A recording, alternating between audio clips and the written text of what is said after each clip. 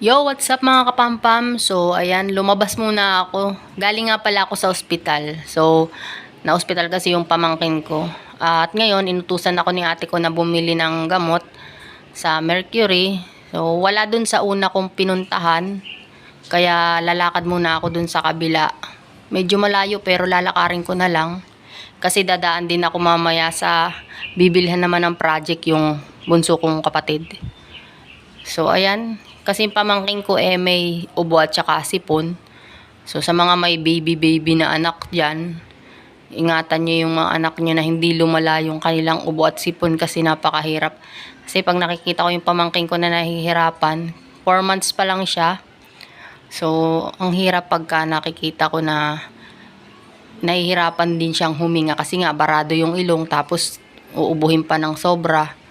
So, mahirap para sa bata yun. Buti kung medyo kagaya natin na may edad na, kaya nang ilabas yung sipon, nakakayanin, di ba? So, sa mga may baby po dyan, ingatan nyo yung mga anak ninyo. Sa panahon ngayon, napakahirap magkasakit. Lalo kung ganito na, usong-uso, tapos yan, mawawala ng gamot na stock sa bibilhan nyo na medyo malapit, so mapapadayo kayo sa malayo. Pero kailangan bilhin, di ba? So, kailangan kasi malayo man pupuntahan pa rin. So pabilisin ko na lang 'to. Hindi ko na ipapakita yung pagbili ko sa inyo pagbili ko ng gamot kasi ang alam ko hindi sila nagpapa-video sa Mercury Drugs kasi dati na try ko na yun. Sinita ako ng guard.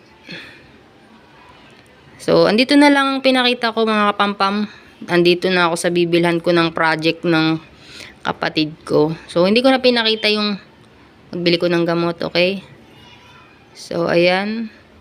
Pipili lang ako nung pinapabili ng kapatid ko sa akin. So, andito daw sabi ni kuya. Yung pangganchilyo at saka yung pangganchilyo at pamburda. Basta ayan, bibili tayo nung hook na pangganchilyo. So, send ko muna sa kapatid ko kasi yan kung silver or yung may kulay na isang orange ba yan.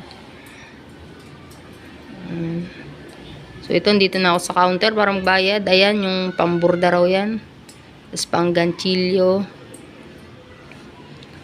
Ayan. So, bali kasi yung kapatid ko, ako na para din ng nanay at tatay, yung bunso namin. So, kaya yung mga project niya akong lalakad, di ba? So, ayan, bayad na. Ayan mga pampam, at uwi na ako. Daling ko muna sa ate ko yung gamot, tapos diretso naman ako dun sa kapatid ko, ihahatid ko yung project na gagamitin niya sa school niya. So, ayan, teka, saan ba yung daan dito? Dito, bawal nga pala dun sa kabila sumakay. Dito tayo sa may tapat ng sumakay, pedestrian. So, ayun lang mga kapampam. Thank you sa mga pag-support nyo pa rin sa akin, yung mga iba kong kawaiti dyan. Sana nanonood pa rin kayo. Thank you sa support. Kahit bihira na ako mag-upload. Ayan. So, andito na ako. Tatawid lang muna ako. Dito sa tapat ng Robinson. At tapos yung katapat na Robinson dito simbahan. Ayan. Dito sa Los Baños. Yung mga taga Los Baños dyan. Ayan, oh. Ayan, simbahan yan. Ayan, lang, medyo madilim. Medyo makulimlim din kasi kaya naka-jacket ako dyan. Naambon-ambon kasi nung paglabas ko kanina.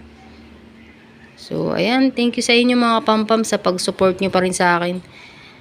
Kahit mga pa-short video na lang yung aking upload, andyan pa rin kayo.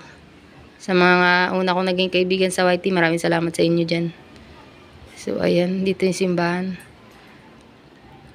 So, hanggang dito lang mga kapampam. Ayan, may jeep na kasi dito. So, thank you sa inyong panunood. Lagi tayong mag-ingat. Ayun lang mga kapampam. So, ayan, sakay na ako sa jeep. Uwian na muna. Thank you mga kapampam. Hanggang dito na lang muna ulit. At sa susunod na lang ulit. Bye!